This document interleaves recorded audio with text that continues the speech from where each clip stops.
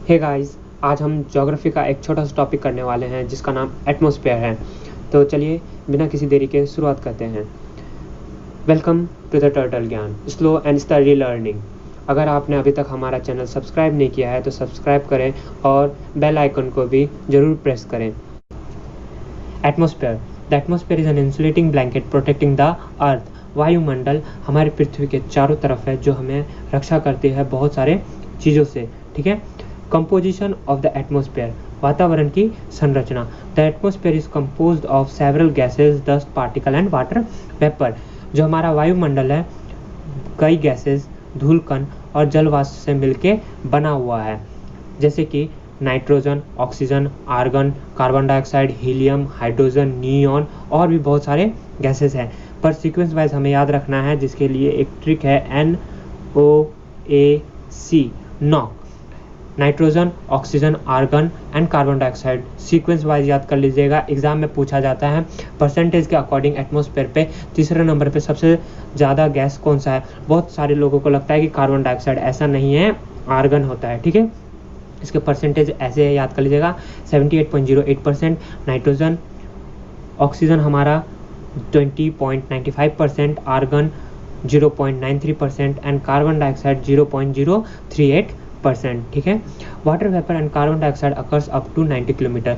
जल वाष्प और जो कार्बन डाइऑक्साइड होता है हमारा वो 90 किलोमीटर तक ही सीमित होता है, मतलब जो उसके गैसेस होते हैं वो 90 किलोमीटर तक ही पाए जाते हैं। ठीक है। The presence of oxygen insignificant at the height of 120 kilometre.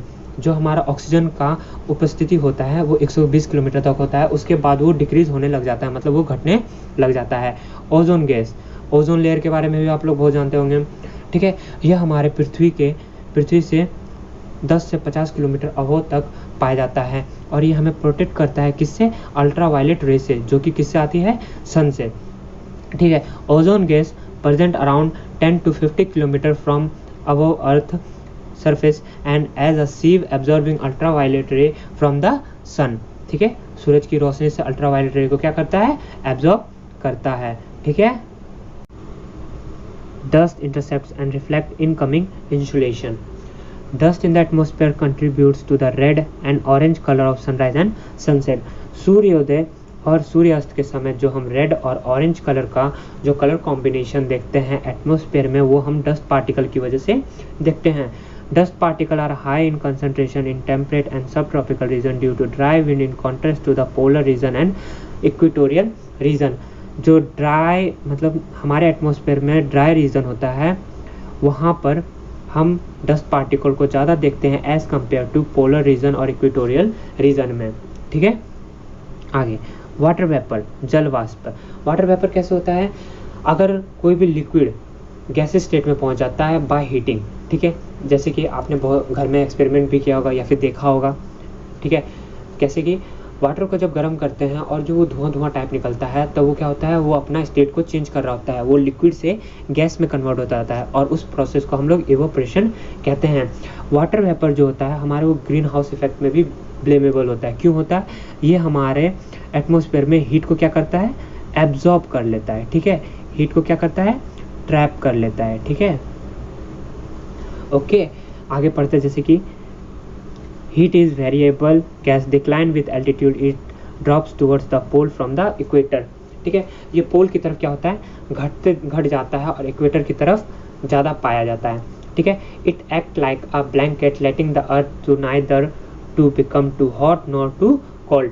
ना ही ये हमारे अर्थ को ज़्यादा गर्म होने देता है, ना ही ज़्यादा ठंडा होने देता है। It also contribute to the stability and instability in the air. ठीक है। हमारे एयर को क्या करता है? स्टेबल और इनस्टेबल रहने में मदद करता है। ठीक है। मतलब कि कहीं पर ज़्यादा हवा की गति है तो वहाँ वो कम करता है सी रीजन से। ये आगे बात जाके बहुत डिटेल में है इसके बारे में। ठीक है। वाटर वेपर है वो हमारे ह्यूमिडिटी में भी हेल्प करता है। ठीक है। ह्यूमिडिटी मतलब कि नमी में भी। ठीक है। ठीक है। आगे the atmosphere has a layered structure. जो हमारा वायुमंडल है वो लेयर्ड स्ट्रक्चर में है। लेयर्ड स्ट्रक्चर में कैसे है? जैसे हमारा अर्थ है, ठीक है, इसके चारों ओर लेयर की तरह है। ठीक है। मतलब कि लेयर बाय लेयर हमारे एटमॉस्फेयर को विभाजित किया गया है। क्यों विभाजित किया गया है? This is because of density stratification. As a result of this, lighter gas moves up and denser one settles down. ठीक है, जो मतलब जो लाइटर गैस होता है वो डाउन सेटल हो जाता है और जो डेंसर होता है वो अपर चला जाता है, और यही रीज़न होता है टोटल इंटरनल रिफ्लेक्शन का भी। ठीक है, ये टोटल इंटरनल रिफ्लेक्शन बाद में बताऊंगा कभी। ठीक है, आते हैं हम अभी अपने एटमॉस्फेयर पे। The layer of the atmosphere. ठीक है, हमारे जो एटमॉस्फेयर के लेयर कौन से हैं? 5 लेयर हैं। कौन कौन से?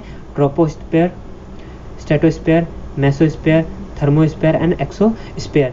पहला स्फेयर जो हमारा वो ट्रोपोस्फेयर है, दूसरा हमारा स्ट्रेटोस्फेयर है, तीसरा हमारा मेसोस्फेयर है, चौथा हमारा थर्मोस्फेयर है एंड पांचवा एक्सोस्फेयर है। ट्रोपोस्फेयर में ये कुछ पॉइंट्स हैं, मैं इसके लेयर्स को एक अलग वीडियो में बनाऊंगा क्योंकि ये लेंदी हो जाएगा थोड़ा, इसलिए। ट्रोपोस्फेयर में हमारा क्लाइमेट चेंज होता है, सबसे ज़्यादा क्लाइमेट और इसमें सबसे ज़्यादा गैसेस भी इस लेयर में पाए जाते हैं। ठीक है, ट्रोपोस्फेयर में हमारा उतने ज़्यादा गैसेस नहीं पाया जाते जिसकी वजह से उतना क्लाइमेट चेंज नहीं होता इस लेयर में, इसलिए यहाँ पर एरोप्लेन, एयरक्राफ्ट वगैरह ज़्यादा फ्लाइट्स होते हैं।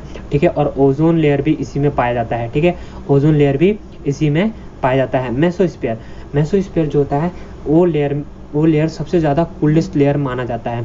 ठीक है, यहाँ पर टेम्परेचर बहुत ज़्यादा घट जाती है जिसकी वजह से यहाँ पर जो मेटेरोइड्स आते हैं वो बर्न हो जाते हैं। ठीक है, थर्मोस्फेयर सबसे ज़्यादा गर्म होता है, सबसे ज़्यादा गर्म होता है। क्यों होता है? क्योंकि बहुत सारे हीटेड क्या हो जाते हैं यहीं पर रुक जाते हैं जिसकी वजह से ये लेयर बहुत ज़्यादा गर्म होता है। और यहाँ पर सैटेलाइट्स, ठीक है, सैटेलाइट्स, ऑराज और सोलर रेडिएशन, रेडिएशन जो भी रेडियो वेव्स वगैरह होते हैं ये क्या होते हैं? रिफ्लेक्ट बैक हो जाते हैं हमारे अर्थ के, अगर जो हमारे अर्थ से ट्रांसमिट किए जाते हैं, और यही कम्युनिकेशन में हेल्प भी करता है। एक्सोस्फेयर ये हमारा अर्थ का सबसे आखिरी लेयर होता है जहाँ पर हमारा अर्थ स्पेस और अर्थ का एटमॉस्फेयर यहाँ से लीव हो जाता है, ख़त्म हो जाता है। ठीक है, थर्मोस्फेयर पे एक और लेयर पाया जाता है जिसको हम आयनोस्फेयर कहते हैं। क्यों कहते हैं? ज़्यादा हीट की होने की वजह से वहाँ पर इलेक्ट्रिकल चार्ज का उत्पन्न होता है, मतलब कि वहाँ जनरेट हो जाता है जिसकी वजह से आयंस में वो लोग विभाजित हो जाते हैं, और यही रीज़न होता है ऑरास का। ठीक है, मैं इस लेयर को अलग एक वीडियो में बता दूंगा, ठीक है, अच्छे से। Okay, till then be happy and safe in home, bye.